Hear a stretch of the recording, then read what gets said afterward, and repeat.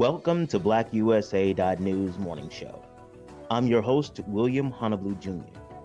Join us as we explore the news and opinions that impact our community. We break down how the major stories have a very personal, local, and racial impact. No topic is off limits, but even if the conversation gets rough, we're always going to keep it real.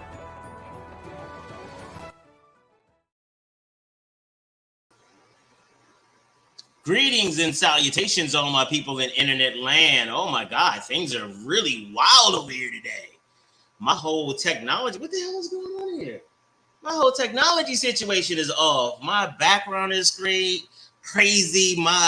The bandwidth, the Wi-Fi, all of it's going wrong. But you know why it is? Because it's Titillating Tuesday, and people don't want me to get titillated today. But I'm gonna get titillated anyway, because I have the most titillating with me. Stacey Dennis, and she's gonna get us titillated, because today we're gonna talk about something a little bit different. The last couple of times we've been talking about fetishization and kind of the evolution of the Black experience when it comes to sex and sexual activity, and how to get pleasure and how to have meaningful conversations. But today we're going to talk a little bit differently. We're going to talk about phobias, because there are a lot of people who have phobias around sex and sexual activity, and came across an article. So we're going to talk a little bit about that today. But as always, I want to give a big shout out to my family, the producer, the super producer, Kyle Crazy Horse Morgan, and Brandy Raymar, our assistant producer, and also a big shout out to the newest member of our team, Grace Awaka, my personal assistant, because I'm big time now, so I need a personal assistant. Because maybe it's not I'm big time now, maybe it's just I have mental health issues and I need a handler. I told you I kept it 85 with y'all. I don't keep it 100 because it's 15% about my life. You don't need to tell. 5% of it, I'm trying to forget my damn self. So we're going to talk about that, and I'm grateful for my team. God, I love them to death. They're so friggin' amazing. Another thing that I want to let you all know about is Breadcoin. Let's see if I can get you a better picture of Breadcoin. There we go. Breadcoin is an organization that really helps individuals deal with food insecurity. The biggest thing, and I talked about this often, the biggest thing I do appreciate about Breadcoin is the fact that they give people an opportunity to address hunger and food insecurity without sacrificing their dignity for it. There are a lot of these programs that they have well-meaning and they really want to help. But when you have to go someplace and identify as someone who is, homeless or has problems with food or what have you, that's rough sometimes. And there are people who won't, they have challenges with taking resources and stuff because of that.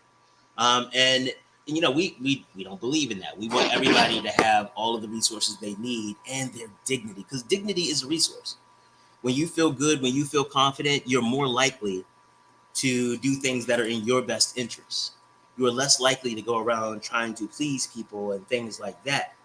And in Black USA News, we are really, really, really grateful to partner with an organization that not only wants to address critical issues that disproportionately affect the Black community, but want to do it in a way that doesn't just make them feel good because they help, but also leaves us with dignity.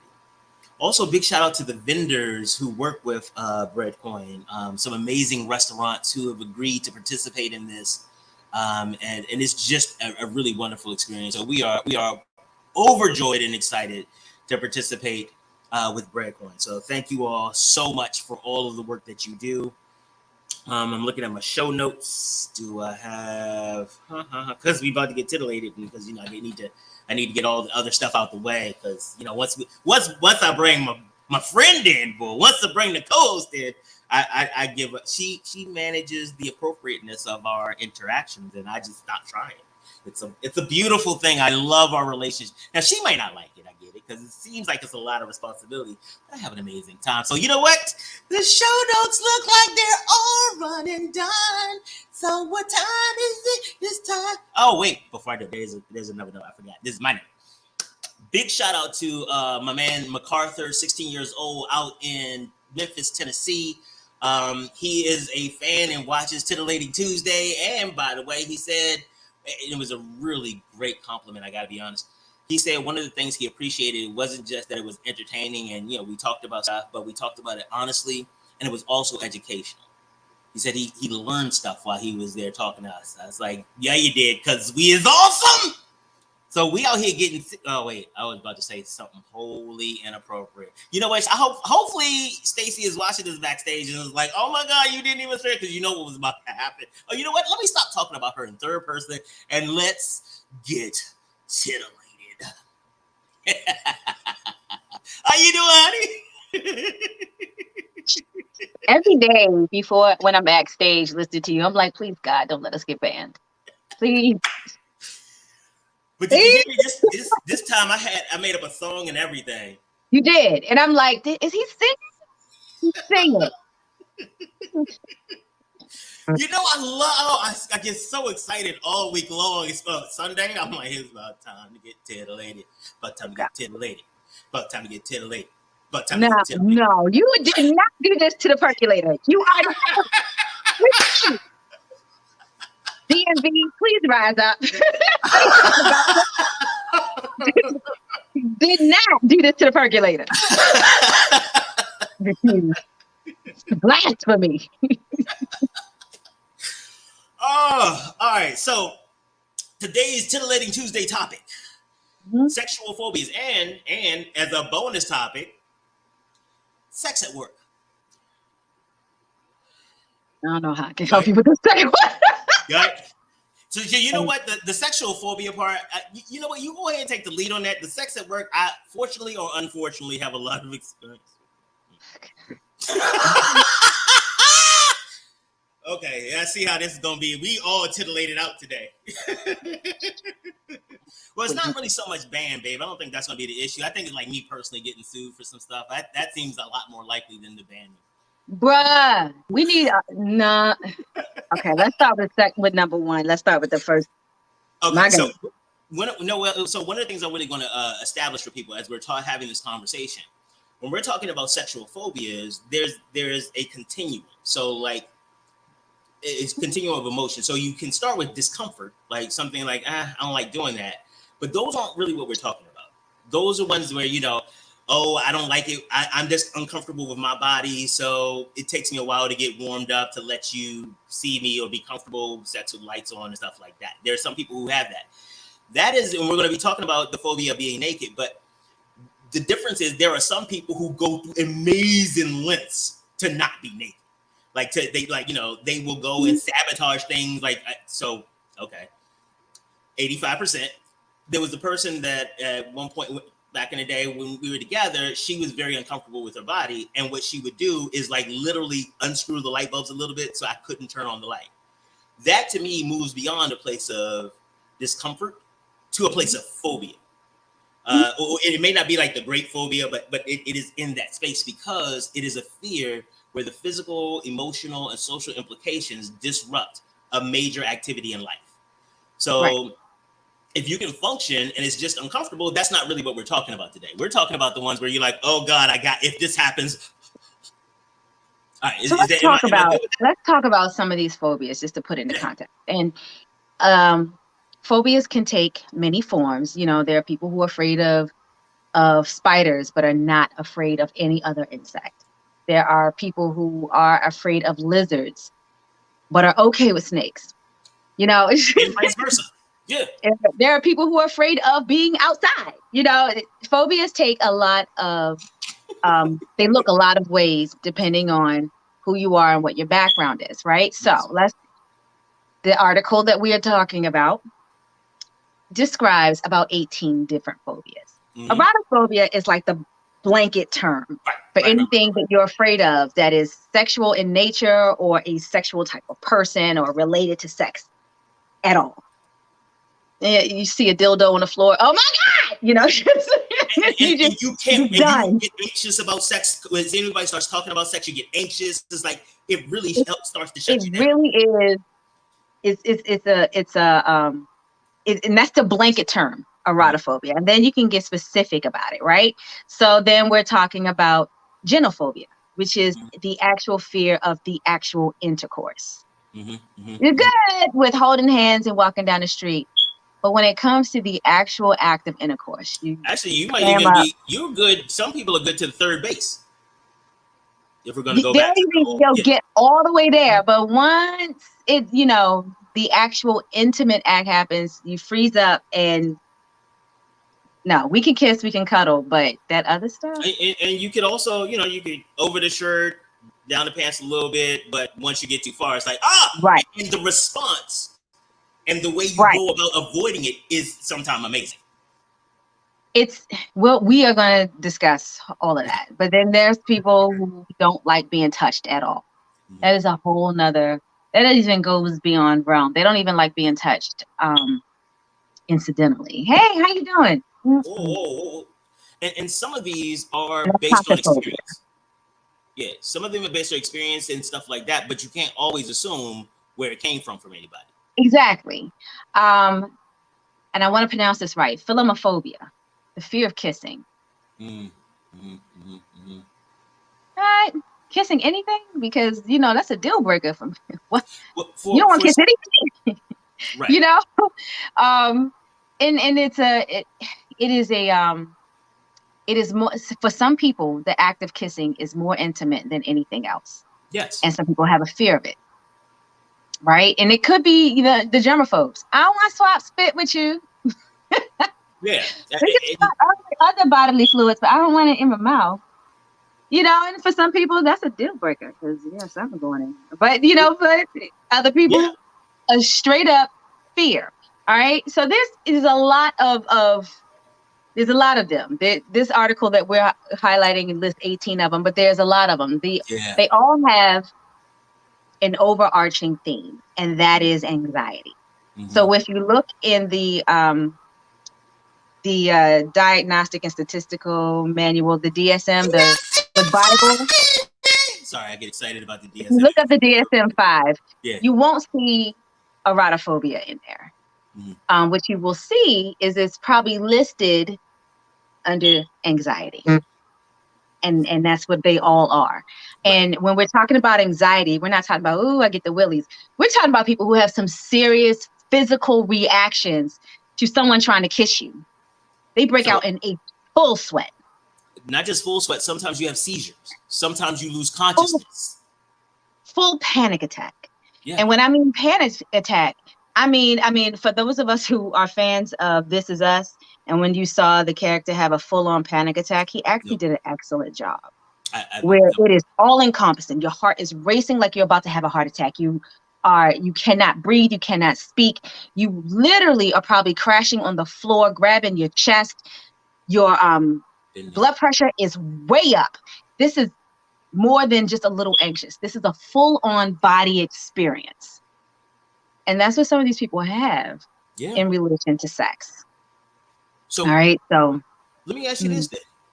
How do you get it done? Or is it like if I find that I am starting to have these types of situations where I get nervous, not just regular nervous, but I start, the panic attacks when it comes to sex and some of these things. So like, what do? Do you just like, I guess I just won't get any? Like, I don't like that. No. Let me pause on that question just for a second so that we can delve deeper into why people have these things. Okay. And there has been some writing about it, mostly under the heading of anxiety. But if you want to talk about things that are sexual in nature, you're going to have to probably look at certain things like trauma. Some people may have a fear of the actual intercourse because there was trauma at some point in their lives and they don't like it. It could have been violent trauma. It could have been, there could be physical trauma. What if there's something physically not normal with their sexual organ? Maybe the act of having vaginal sex is actually painful for the woman. There's a medical thing there. So no, she doesn't like it. And you can understand that, right? And so you find someone that you gel with and you fall in love, or you want to take that to the next step in your relationship and you physically can't. And so, and if you didn't tell your partner, like, there is something wrong down south, you might not know there's something wrong. Hmm? You might not know there's something wrong. Because it's You yours. may It's the not. only one you've had. You may not know that there's something wrong with it. You may not have. It may have been too embarrassing for you to mention to your gynecologist that, that speculum you stick in is like painful. Or the fact that you have been conditioned to believe that all this painful stuff is just part of your burden as a woman, and not realizing that it's not Exactly part of what you need to have, that you can have conversations to get some of this stuff resolved. That goes back into sexual health education, but I digress. No, we don't digress here, because honestly, part of the phobia is that, reading the article and looking at some of the other things, you talk about the trauma, but there's also an element of socialization. But at the end of it, in not all of it, but most of the articles that I read, they said that one of the biggest ways to address it is to be able to have the conversation, to increase your vocabulary so that you can be your own advocate. So hell yeah, that's why you are the sexual health educator advocate of the universe. There are several ways of addressing this. But not only could there be trauma, there could be religious issues. Some people have grown up with an idea of what sex is, and it's only this. Yeah. And so anything outside of that, toys or having other people in your sex life by choice, that may set you off. And and it does for some people. I do. I think I've mentioned once before that in my days as a disease intervention specialist with the city health department's STD program, I had the opportunity to interview a couple that were part of a group of people, and they were absolutely okay with it. The husband had 2 girlfriends and a boyfriend, and the wife had 2 boyfriends and 2 girlfriends. And as a group, they all were fine with each other. And I was like, I had to look at them. I was like, this is probably one of the healthiest relationships I've seen since I've been in here. Right. But for some people, that is a deal breaker, and they don't understand it, and they get they have panic attacks over it, and they're like, what do you mean you want somebody else? And I think that goes to the socialization aspect of that leads into some of these phobias. And your point around the religious things and those types of things is, what stories are you having in your head? And whether, and I think we need to make a distinction about whether we make choices, because phobias are not choices. Phobias, in most cases, you don't have any control over your bodily or your emotional response to these things. And I think it's really important, because a lot of people think like, oh, you chose to do this, you don't want to. It's like, come on, dog. Like, do you think that I want to not come? Like, I really would like to come, but I am not physically able to or mentally able to. And I think we need to kind of give that kind of breath to it, so that people don't, because it's probably anxiety ridden enough thinking about having to have this conversation with somebody who wouldn't even understand. Wait, you want to do what? I thought you loved me and you want to sleep with somebody else. I knew you. All men are horrible. And you. The point is that it results in a negative view of sex. So if you are coming from a particular religion that restricts sex, especially if you're a certain gender, in some way, you may have a negative view of it.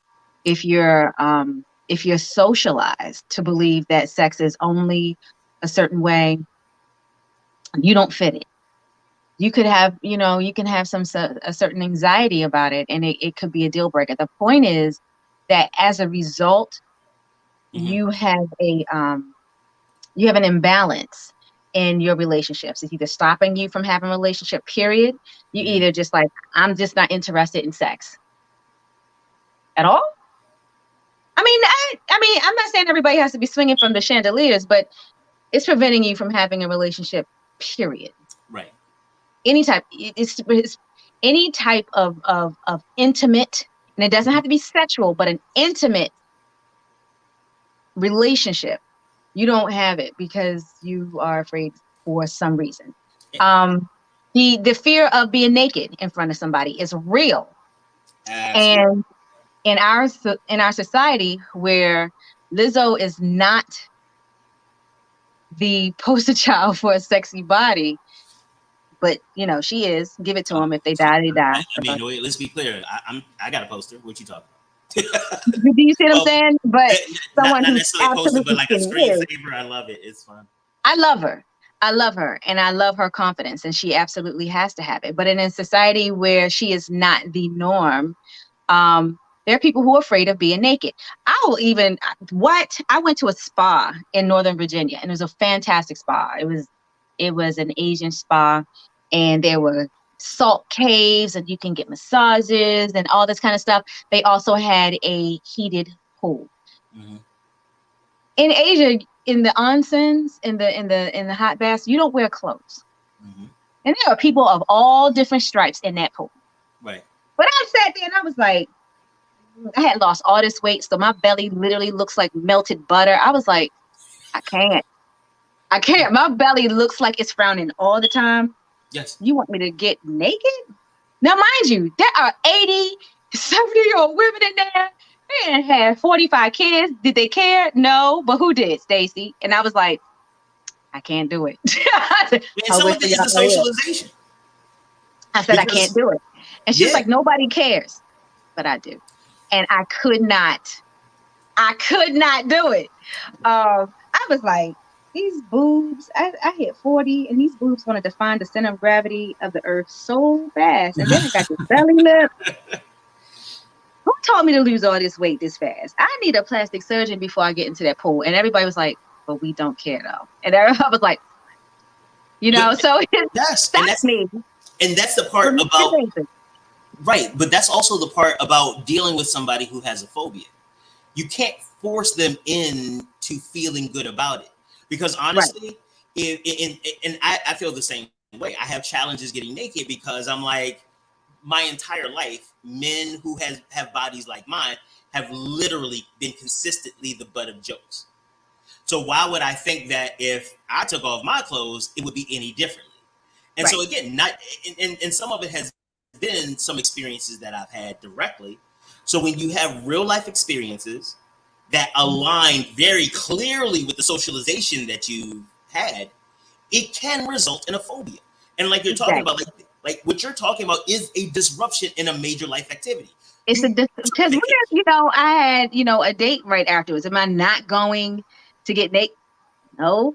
You know what I mean? Because, and you have to, and it takes some time. And I knew that that was an issue with me. So it was something that I had to work on. And, it got to the point that I'm like, I don't care if I'm naked. And let's just be clear. Men don't care. Like, men don't care. And besides, if he dies, he dies. I'm gonna have fun. Yes. Honestly, so just FYI, it is an ideal way for a man to die in the middle of sex. Like it is like it's like the Spartan 300. I'm not 300, like, die on your shield. Like, no, I will die under you. Absolutely. You know what I mean? You know what I mean? I'm like, you die. I'm good with it. So, but it's a process. Yeah. It's a process. And it takes recognizing that there's something wrong. Just like with most stuff. Because, when it's close to you, you don't recognize someone else's, you don't recognize the funk, but you can recognize somebody else's. Yeah. You don't recognize you being extinct. And that's the whole point of my program is I was like, you can't see the issues with you, but you can recognize it in somebody else. You can tell when someone is imbalanced. Right.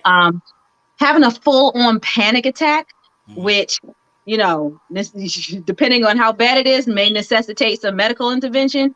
Yes. That's an issue. It's an issue. It's a full issue. So understanding that and being able to seek help is like the first step. So unless you just don't care about having a fruitful relationship. And I got to tell you, I think we've mentioned it on this channel before. If you don't fix it, it'll spill out into another area of your life. You may not think it will. It could spill out into physical. It may spill out into a relationship you didn't even realize. Relationship probably was not even sexual, but it could spill out there because you're not balanced. Yeah. So let's shift a little bit, continue on the conversation about phobias, but let's talk about being on the receiving end of somebody with a phobia. So let's say you start seeing somebody, actually we'll talk about the young lady that I was seeing back in the day, where she would like unscrew the light bulbs. So at first, the first time it happened, I was like, that's just weird. Okay, but once we finished, I was like, couldn't figure out why the lights wouldn't work. That's weird. Okay. And so later on, I was like, what the hell is wrong with the lights? After it was over, and I was like, oh, it's unscrewed. I can't believe I did that. Like, how did it even get unscrewed? Okay, cool. But just weird. But I was in my 20s, so weird stuff happened all the time. You ain't know what adult was like. I didn't know, and who cares? I had sex. It's fine. But then the next time she came over, like the light wouldn't come on. And I was like, oh, wait. And she was like, oh, could you turn it off? I was like, you did that? She was like, yeah, I'm not comfortable. And it was like, I know what you look like, right? Like that's one of the reasons I want you, because I know what you look like. You look like I like them. And she was like, well, I don't like. And we had this conversation. I was so confused about what to do. I mean, I left the lights on because getting the sex was the priority at the time. But I'm sorry, was I? Well, no, this that's absolutely that's it. I mean, it is. And so, but and again, I always want the person that I'm with to be comfortable. So if lights don't make you comfortable, I don't need the lights. I got a very vivid imagination. I've seen you before, so we're okay. But over time, I tried to understand more about it. And what it ended up doing is she was more ashamed to talk about it.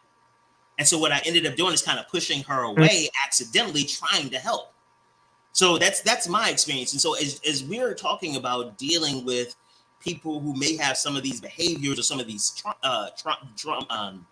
phobias, for whatever reason, socialization, religion, abuse, all of those things, like we could, whatever the reason is, you're here now, right. You have those traumas, I'm here. How would you recommend that someone really start to, or should they just engage that person, or should they just be like, well, you know what? You have a phobia, and I was listening to Titillating Tuesday, and your shit is weird, and I'm gone. Honestly, it would. How invested are you in this relationship? Because people who are not really invested are not going to spend that type of time trying to provide the comfort that person would need to even discuss it with you. And that's just real. They're just not. I'm like, look, I can't deal with this. You need to go find some help. Right. I'm not it. You know what I mean? So, which is probably leads to another of their phobias. Like if they find out and then they shelter even more. And that's a psych issue. Now, if you are vested in the relationship, honestly, things like being there and just being their ear, it'll come out. It'll come out. Maybe not want to bash them over the head with it, because there's a certain level of embarrassment about even having this phobia that may be there. So you don't want them to retreat even more. And honestly, unless you're a trained psych, it's going to take time. It's going to take time. So when we talk about things that'll help, it takes time, because these phobias did not build up overnight. You just didn't go to the store and come back with a fear of looking at somebody's penis. You'd be like, I went to the cucumber section and oh God, honey, you got one. Nope, I don't want to see it. Looks too much like a cucumber. I don't want it. You'll never hear that from me. But that's not the point. That's not your ministry. No, that's not my ministry. But so to that point though, I think it's really important that if you are invested or not, that you recommend that they perhaps get some help, some treatment, because you're not a therapist. And like for me, the young lady, I was really trying to help. I was like, you could talk to me about it, blah, blah, blah. I love your body. And what I didn't realize is that by bringing her attention to her body, well, she told me this like years later, she's like, she was now confronted with the stuff she didn't like. And she didn't know how to deal with it. And she had nothing to do with you. Right. And that's the point. She couldn't fathom how I could enjoy her body. And it was like, I've done this a couple times with you, and it's gone really, really well. Like, at least for me. And also, one of the things I realized in talking to her, and this may be a story she told me to make me feel better. But she was also, because of her issues around her body, she was also not capable of relaxing. Exactly. To the point where she was able to enjoy. And it wasn't until like years later we talked about it, and she said she had to, she had to seek it's not seek therapy for it, but as part of a larger thing around therapy, she started uncovering some of these things. And while she's not necessarily comfortable with it apparently now, it's not as bad and it's not as debilitating. Yeah. It's not as debilitating because you're sitting there and you're like, "Woo, babe, that was good." And she was like, she didn't, because she was so focused on keeping her phobia in check. And are you looking at her role? Are you looking at them stretch marks? She couldn't even relax enough to enjoy it in order to reach orgasm. She couldn't do none of that. And that's exactly what happens. It is debilitating. Like I said, you could go for it, but it's going to spill out in some other area. You didn't sat there and huffed and puffed and sweated for however many minutes, and you ain't getting no orgasm. No. Don't say however many minutes. I put in some good time with her. Don't do that. Don't do that. It was good. I'm talking about you personally. Okay. Can you just bring yourself out of this? No, hell no. Because again, I can't have like you say like it doesn't matter, and then somebody's like, "Oh, look at that clip." William don't throw no wood. Now again, William does not brag about his wood game. He does decent. He's a good at that. Now he is a cunning linguist, though. Nothing is not about William. Sorry. It's my show, so I can talk about William. But that's exactly right. Like I said, it will spill out into some other. It'll spill out into something else, and you'll be absolutely stunned when you're sitting there. It's like, I thought we had a great time. You did. You busted a nut, but she didn't, because she was so focused on the fact that one boob didn't look good, or she's not. She said that. She's like, I don't like laying down because my boob. And I was like, pull them together. I didn't. And it was, again, for me, especially being that young, I was like, we're having sex. Like, dude, this is amazing. And she's like, but it's supposed to look a certain way. I'm supposed to look a certain way. And then also, what told her that it was supposed to look a certain way? But I also found out that there were people who actually said that to her too. You see what I mean? Society just messes you up. Come on, stop. And it's not until you're a little older. Thank God. My grandmother said something wonderful to me when I hit 40. She called me on my 40th birthday, and she says, "You are going to love your 40s." And because I hated my 20s. I was so stupid. I don't know. It's like, I hate it. Who wants to be in their 20s? Because your body tight? Yeah, but your mind is stupid. At least it was for me. And so she said, you're going to love your 40s. You're not going to give a damn. You're going to, your sex drive is going to be up. And I'm like, Grandma! Why are you on my phone? Where are you on my phone? I was sitting there like, And she was right. So, thank you, BB. And she was absolutely right, because the things that, a lot of the things that I thought were important were just not important. And it just did not. As the only place they were important was up here. Nobody else had that hang up. In the case of your friend, she had a hang up that she had to seek counseling for because it was debilitating her in some way. Now, if it wasn't, she would have never sought counseling. Debilitating sexually. She couldn't achieve, and I was, because because it is always about me. I have narcissistic tendencies, so I was like, what can I do? Because I can't be out here not having orgasms and stuff like that. That you don't bust. Right, like hell, like giving that report. We are not going to do that. There's some stuff that I will not go down on ass. The non-nut busting dude, absolutely not. Yeah.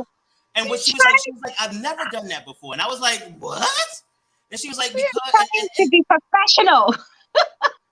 Oh, I'm sorry. Have you not been on the show before? I apologize. Trying to be professional up in this piece, but you're right though. And so, but again, if you are having like a sexual issue that prevents you from enjoying sex, that has risen to the level of phobia. If you are uncomfortable being naked to the point where you are, oh my God. So, I need to find this clip. There was a TV show called Nip Tuck. Yes. So there was this time where the main character, he was either a sociopath or a narcissist or one of those high. And so I remember this episode, and there was this lady, they had been doing these surgeries, and this lady came in and talked to him, and she was a plus size woman. He was trying to be a better dude, and he told her like she was beautiful, she didn't need surgery, and she asked him out on a date. Yeah, I think I remember this episode. Yeah. And so he went, and between the time him wanting to be a good dude and going on a date with her, there was something that happened that reminded him of who he was. Exactly. And it made him feel bad. So he showed up at her house. He was like, look, I want to do this, but there's only a certain way I can do it. And he brought her a fucking bag to put over her head. The only way that I will be able to do this is if you put a bag over your head. She said yes. Yeah, I remember that. She came back, and he felt good because it was basically, I'm a horrible person and I get to make her feel horrible, so it's okay. She came back to him and said, you know what? It was embarrassing and it was humiliating, and it was the first time I ever had an orgasm. I didn't have to worry about what you thought because I already knew you thought I was disgusting, so I could just enjoy it. Thank you. And she said, anytime you want to do it again, and she brought a bag with her and slid it on his desk anytime. And it was one of those things. And it was one of those things, like, she had a phobia. Mm-hmm. And the sad part is that the trauma, I don't know whether it fixed the phobia or just gave her a new condition, but she found out that she was so worried about how people saw her and how and what she looked like laying perfectly so it looks appealing while you're having sex with her. And when she didn't have to worry about that, she was able to achieve her pleasure. That phobia caused her to miss out on all of the sex that she had before. But I'm also like, kind of, and we'll talk about fetishes again because it's always going to come back up. But like those types of things, like how do you navigate phobias? Again, the whole idea of like that scene just popped in my head, and I remember it so well because it was like, damn. Yeah, she needed mental health counseling because in that scene she went to someone with their own mental health needs. No, wait, let's talk about that. Like, if both of you all are no, that wasn't healthy. No, that wasn't healthy. If you have to have sex with someone with a bag over your head, in order to I'm gonna give you some pushback on this because there are certain. Yeah, because there are certain people who humiliation is part of their sexual preference, their engagement. And so again, now with him, that was and consensual. And it was safe, sane, and consensual. In his case, he would not go back several times. There was no relationship to be gotten. Now, if that is okay with you, then that is consensual and that is fine. But in his case, he's not going back to that. Not when he has all of these dimes walking through his. It wasn't about the dime with him and her. And now he's not going back, but it was because she took away from him what he wanted in that relationship. Because what he wanted in that relationship was to degrade a person in a way that did not make him feel good. And it did, and so he's not going back because he's not getting what he needs from her, which is degradation. She's and to feel degraded. She's like, shut on, And so that's what I'm saying. Like, but let's pull back from him, but talking about her. So if this is a new thing for her, that she likes the degradation, it makes her feel good, and then she will find a partner that will give it to her, and she will, and it won't be one-sided. Relationships that last are not. It can't be one-sided because one will not. At least one partner will not be fulfilled at some point. And I just want to make sure that was the part that I wanted to make sure we were clear on. It's not her kink. It's not her kink. That's the problem. It is trying to live that kink out with him. That wasn't going to happen. I remember that scene. And I just wanted to. I was like, what writer has these issues? Which one of y'all need counseling? Because this is terrible. And the actor did it perfectly. I was like, and now I think there's something wrong with you because that was too good. It really was. And like the way he said it to her with such contempt, disdain, and disgust. Mm-hmm. And when I saw it, like I was like, and this is the problem with the word. And I was so angry, but I got okay. We keep it 85 here. When she came back and was like, I like it out. I was like, hey, you like it? pissed for like a couple of days after that scene. But Yeah. um, so for people who have these phobias, there are certain treatments available. Um, in in nursing, we try to see if the least invasive works for you. And instead of jumping all the way to medication for people who have these anxiety issues, which is a treatment, we try other things Mm-hmm. like cognitive behavioral therapy. You want to Yes. go to a licensed professional and they will work with you. This is why it takes time. They will work with you to find out what the roots of your anxiety is. Is it the feeling of vulnerability? Therefore, you can't get undressed in front of someone. You just don't like the feeling of being vulnerable. Is there a reason for that? Um, it was it a trauma that happened to you? Was it a physical trauma? Was it a mental trauma that happened to you? Is this the result of um, the religion you grew up in? So they Yes. will work with you to find out where the root of that is. And then through therapy, help give you a behavior change. Mm-hmm. Excuse me. And it'll help you with a behavior change for when you're in that position again. Mm-hmm. So let's just say, your fear is the fear of kissing. Mm-hmm. And the root of that fear is because some creepy uncle used to throw his tongue down your throat when you were a kid. We have Mm-hmm. to we have to deal with that memory. You have to That's deal with true. that memory. Yeah. And that's a thing. You have to deal with that memory and come to terms with it. Understand that you were younger, you were a kid, forgive yourself. And all of this is a process. It's not something you can do in one or two sessions. But a licensed professional will help walk you through that process. And it is worth it if the future of your relationships is worth it.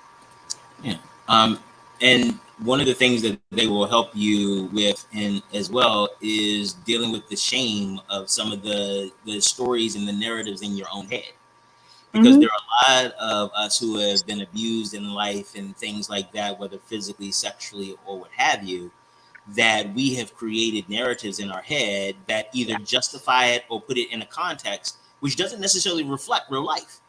It's like it wasn't that, oh, you all had such a special relationship. It's like, no, they were a predator and you didn't know any better. It's like, oh, it's not exactly. that, that you were so cute and so, no, you were vulnerable. And sometimes for some of us, when our identities are wrapped around these relationships and these engagements or these sexual activities, to really question the validity of those is to question our own identities. If your relationship with your uncle was really wrong and it was really nasty, but you loved him and it made you feel good, what does that mean about you? And that Hmm. is not something that your mate can just help you navigate through. Like that is something, because there's levels to it, and there may be things that touch on a whole lot of other parts of life that your mate who loves you and wants the best for you may not be in the best position, and your first therapist may not be in the best position to help you with. It's true. It's true. But at the end of the day, this is about you being whole. Yeah. Um, because a whole person enters into a relationship with a whole person. If not, there's just chaos. it's just it's just chaos. It's ugly. I'm taking my broken self into this relationship. It'll work. No. Okay. You know, okay. Um, so that's cognitive behavioral therapy. And that doesn't necessarily include meds. It could, but it doesn't necessarily have to include meds. And then there's also things like meditation and yoga. Yeah. People Really have helpful, found honestly. it is really, really helpful. People have found solace in meditation, solace in meditation, and in the practice of yoga, which is this slow, intentional positioning and movement of your body, Tai Chi, things like that. And it is amazing what that physical release will do for you mentally. Mm-hmm. And sexually, by the way. Hello.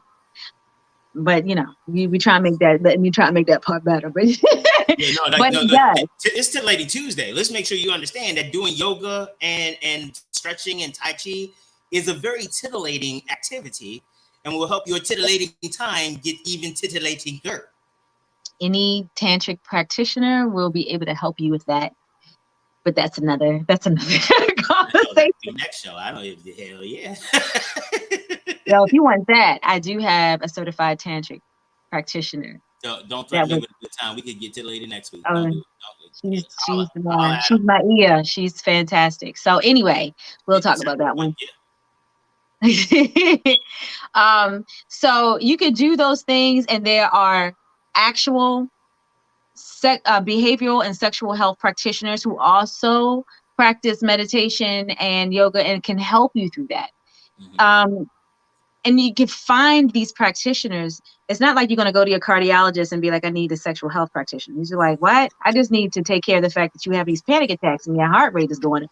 What do you want me to do? You know, you find you get referral to someone who specializes in that and has a proven track record and has a program for people like that. And they are out there. Now, at the very end of the rainbow, you will, if your anxiety and panic attacks are to the level that you are unable to function, there are medications that you can take. Fluoxetine and Prozac, these are anti-anxiety medications. Mm-hmm. And for people who are prone to panic attacks and things like that, the medications will help dampen the physical symptoms of your anxiety, you know, and give you room to think and to breathe and to think rationally. Yes.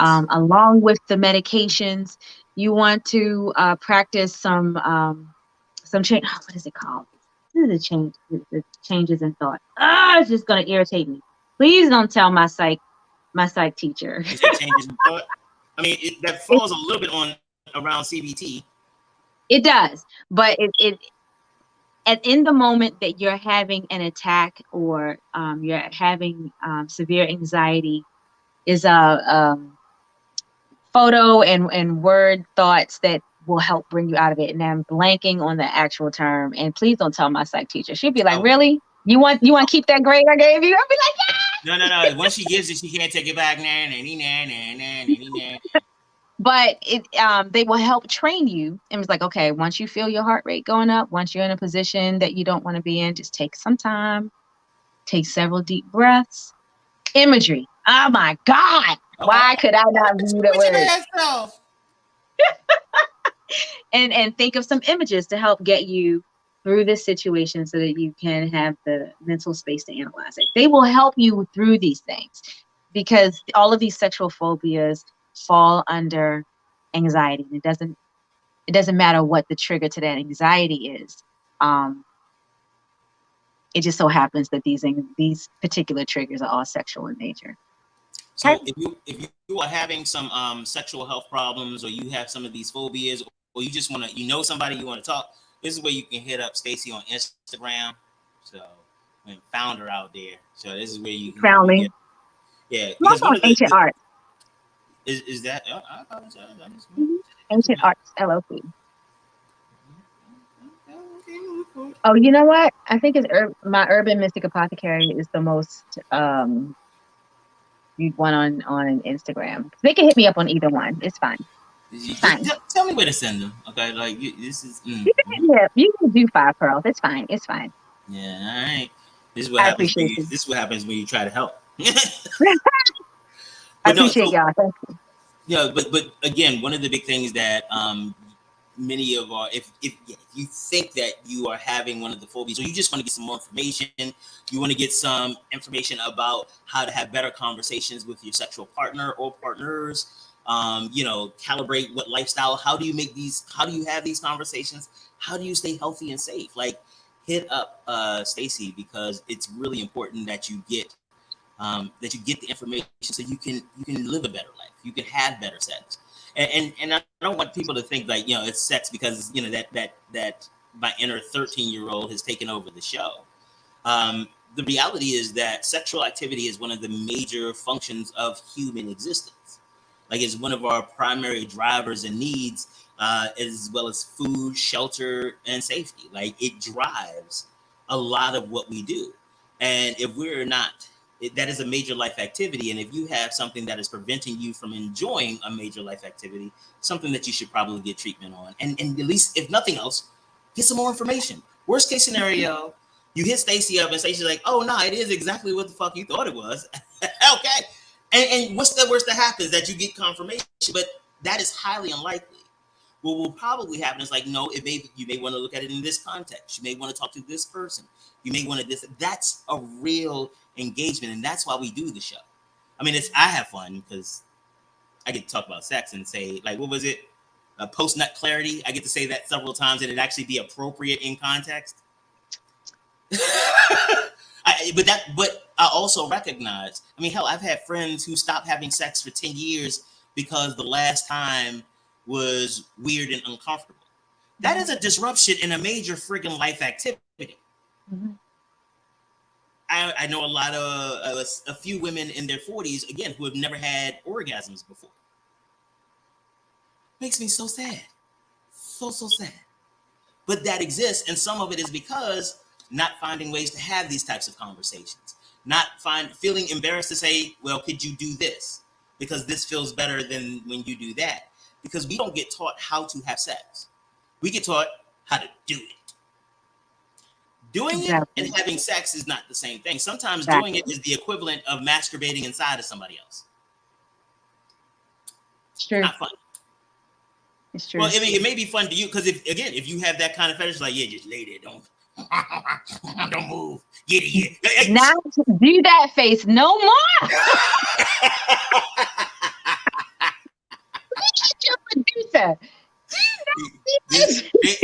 They give me notes on Tuesdays and like, dude, we can't be around when you do this show.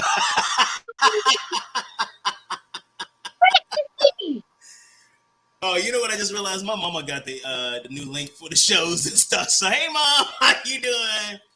I'm a grower, not a shower. So, she probably knows that from, diapers was probably different. I'm so sorry, Mrs. Honeyblue. Yeah. And the funny part is, like, for those of you all who don't know my mom, she is nothing like me. She is a minister at her church. She was married for 50 years to the same dude. Okay. Yeah. And yeah, so we have different perspectives on life. But honestly, my mom is somebody who would need to talk to somebody like Stacey if she was trying to get out in the game. Because when you've been out the game for 50 years, the game has changed. Calling Nicolette. Oh, no, why are you doing? Oh, that's Nicolette. So disrespectful. It's not even that bad. It's not even that bad, yo. It's not even that bad. It's not even that bad. You shouldn't even have to call her. That's disrespectful. I'm calling the equalizer. That's disrespectful. It's not even that bad a show. See, you went too far. It was all fun and games till you gonna bring her into it. That's just too far. So did you I don't know if I want to get titillated anymore. I feel untitillated. Like, that's the way you detitillate somebody, is by bringing up their baby sisters. Like, her, bringing her in. So about your so I finished my part. Now about your part with your dang, 7 minutes. So this is all you. This is all you. We might pick the rest of this part up next week, but what it is that there is a report that indicated that they did a survey, and there are a lot of people who are looking to return back to work from like the remote situations and stuff like that. And one of the reasons they want to return to work is because they believe that it'll give them more opportunities to have sex. So, yeah, but think about it, and it makes sense for a couple of reasons. One, where have people really been able to go and really have serious social interactions in the last couple of years with lockdown? So that's one. For a lot of people, these interactions have been like one-offs. Like somebody's having an event, you go to the event, and then you go back. Has not been this kind of these places where people hang out regularly. The other reason about it is that you spend so much time there, and the employment process is a screening in and of itself. I mean, you know they have a job. You know where to find them. You know getting ghosted won't be a real big deal. And the other part is that a lot of our work environments lead to sexual interactions, like spending lots of time with somebody. And again, let's be clear. One of the reasons that you're making these faces, you work in sexual health. Honestly, your customers, I don't want to have sex with your customers. I gotta be honest. Like anybody that's a client of yours, I'm like, oh, no, thank you. Wait a minute. At least while they're in the throes of. That wasn't a deal breaker for one of the people that worked at the. Yes, and it's not a deal breaker for some people, but the same reason. But you find people at work, you get to learn about them, and especially with a lot of corporate environments that we have, they're moving from more just you come and do your job and you leave to, hey, get to know each other, spend time with your coworkers, Secret Santa, White Elephant, blah blah blah, birthday parties in the conference room, and it's a lot of opportunity to get it. To have sex with people because happy hours, after work, you trauma bond over blah, blah, blah. And you start seeing people, sometimes, real talk, sex happens because you just get too much time around somebody. Right? I get that part. I get that part. I get that part. When you said sex at work, I thought you meant the actual act in the building. And I was like, ew. Sometimes. Depends on where you work, though. Like, sometimes that's cool. I mean, and so again, I'll keep it 85. I have. Oh, this is a preemptive one. That's preemptive. Yes, because it's no challenge. Oh, maybe. The fact that you have to think about it. All right, so another one then. So like when I was a young. Okay, maybe not. So actually, that might be a show we do, the strangest places that you've had sex in before, and just see where that conversation goes. That's gonna be awesome. That's not gonna be awesome. Because and it's one of those things. It's like, you know how you play spades and you look at your hand with them, like I might not be able to run a Boston on you, but I might even be able to get wheels on this one. We might.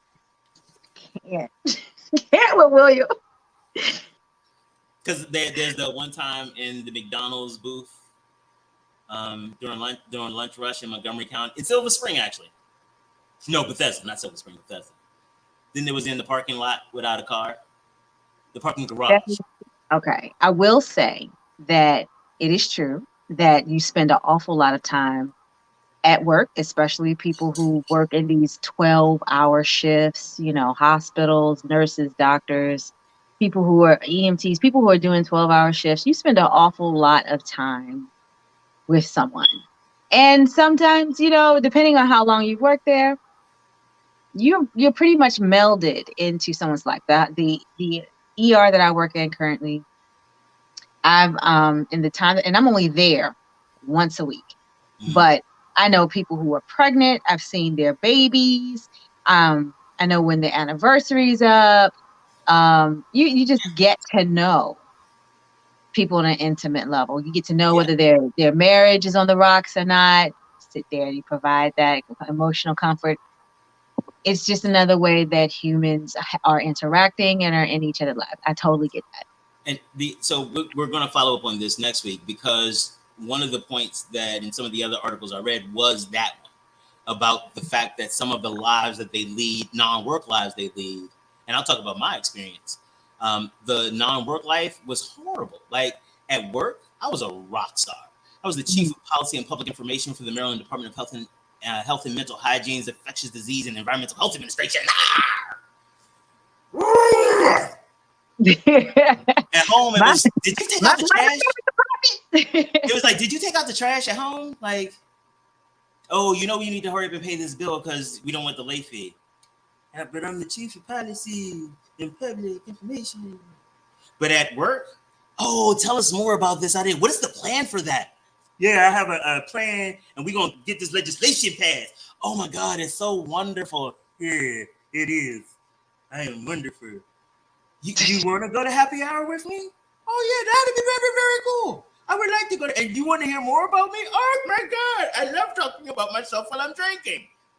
Oh, you want to, Oh yeah, you want to go to your house and drink? I'm like, okay, cool. I'm not finished drinking. Oh wow, what's happening? Oh. Where is your producer? but like that's a real thing, at least in my world that's happened. And so when I saw this article, I was like, yeah, I can see that. I could absolutely see that. That's the cool part about me working by myself now. Well, wow. There's still some sexual harassment going on, but that's a different show. Stay tuned for next week. Oh, Stacey Dennis, thank you for helping me titillate the world, baby.